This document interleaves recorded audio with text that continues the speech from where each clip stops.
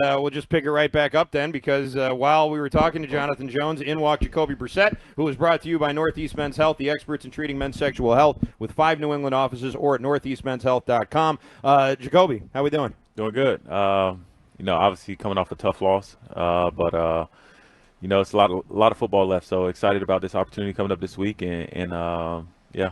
How are you feeling health-wise? Because you may not know this, but there's a lot of close-ups of you after hits, grimacing and sort of. I know you say you're always getting up. Yeah. You've shown that. You've proved that through 4 games. But how are you feeling, and is this sustainable for you to keep taking these hits? Yeah, I mean, I'm fine. Obviously we don't play tomorrow, so I get treatment throughout the whole week, and my face is my face. I'm not the best looking person in the world. but yeah, just keep getting up. Yeah.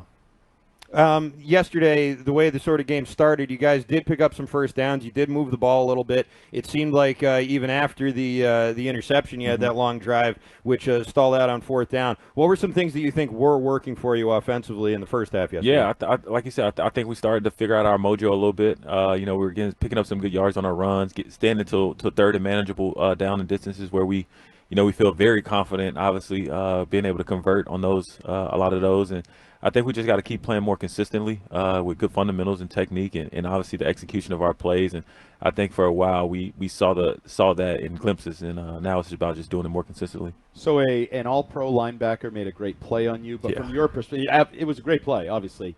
But from your perspective, is that bad decision, bad throw? Like how do you see it? I think it's more on the throw than it is the decision, because Taekwon was coming open behind the guy. But he made one of the best plays I think I've seen in a long time, and obviously just got to get it better to throw out there, better timing. But I tried my hardest to bring him down.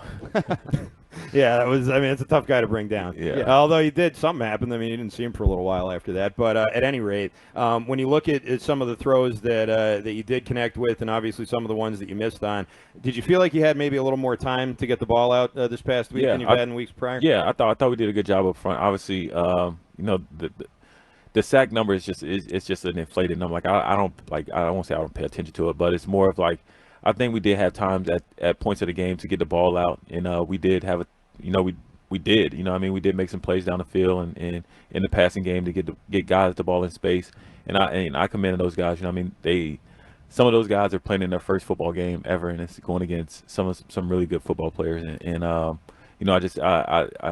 like I told them, I was like, I respect their effort and their want to, so I can definitely say, like, I thought protection was better.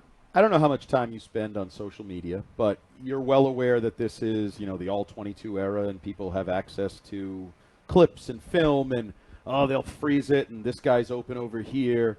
When people say that, guys are open, and Jacoby missed, a Polk over here or a pop over here, what's your reaction? Because you obviously marry that up to there's other information. Where are my eyes? Where's the pressure? Like, what's your reaction to sort of this all-22 era of people telling you you're missing open receivers? It's the reason why I do it and they don't. But it's the reality. I mean, sometimes I do miss guys, and sometimes guys aren't open. You know what I mean? And you obviously want to miss less of them open than not. But I don't really pay attention to that. Did you think Polk caught it? I did. I did too, by the way. I mean, he a did lot too. of people. He tweeted about it today. Yeah. I think they thought he caught it too as well, just because they know, ties goes to the offensive guy, and they were coming down there to set up on defense, and I was like, it was just a big stall, and I didn't know what was going on, but yeah. Do you get frustrated with officials? And I don't want to get you in trouble, so don't. I don't think I can. You want to rip some officials right now? I watch these games, and there's just flag after flag. It's a lot of that. And even now, they go to like Mike Pereira, the guy who does like and he's like, I don't really see it. Back to you guys. Like, it just seems like it's changing the game and the flow of the game. And offenses have a play, and then there's like this little ticky-tack hold.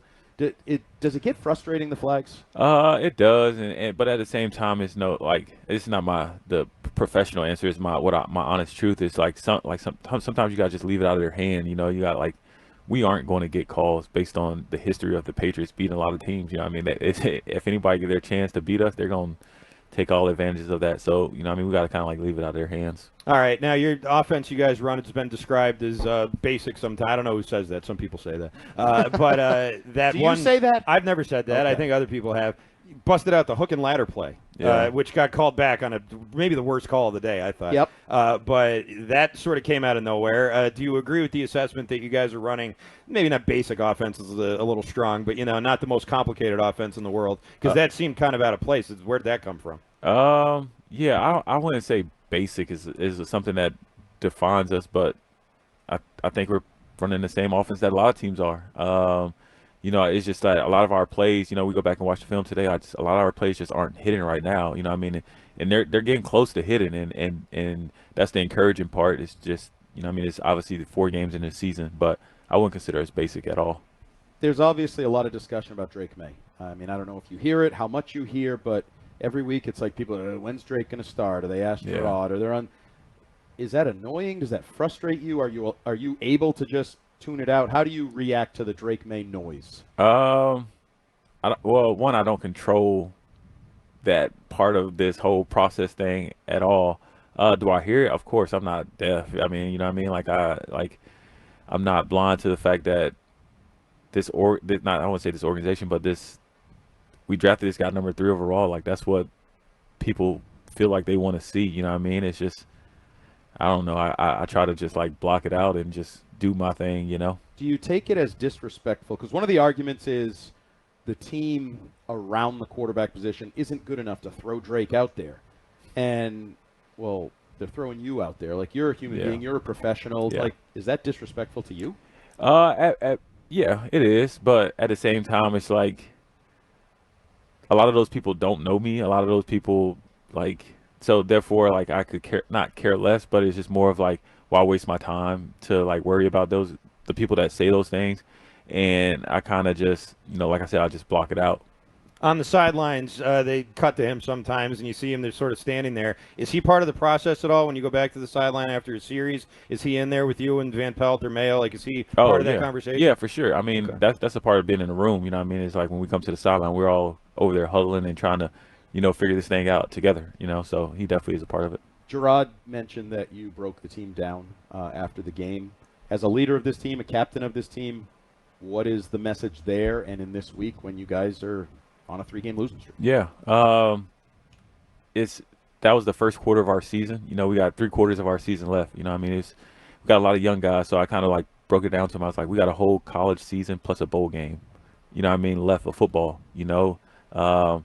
Do we want a lot of things to happen a different way? Yeah, of course. Like we don't want to sit in this 3-game losing slump, but at the end of the day, it's just like we got to pour into each other, pour into the game plan, and one game at a time. And we can't look at what should happen or shouldn't happen. We just got to go out, work, and make things happen. And I think that's what this week is all about us, and being able to put the past behind us, and it's the fresh start of the second quarter of our season. Along those lines, how do you deal with a teammate? Ramondre's going through struggles. He's fumbled 2 weeks in a row. No one wants to fumble.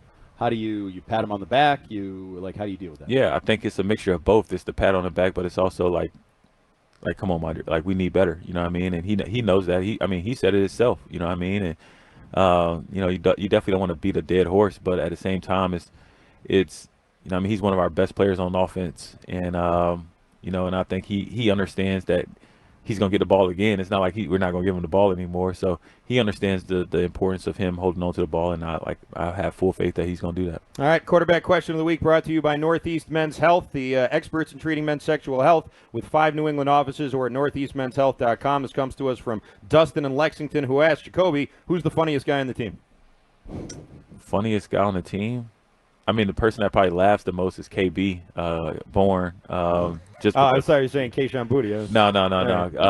Definitely KB. He's the only person that I hear laugh every day consistently at everything, good or bad. So I would probably say KB. All right, very good. We'll leave it right there then. Jacoby Brissett, good luck next weekend. Thanks for coming by.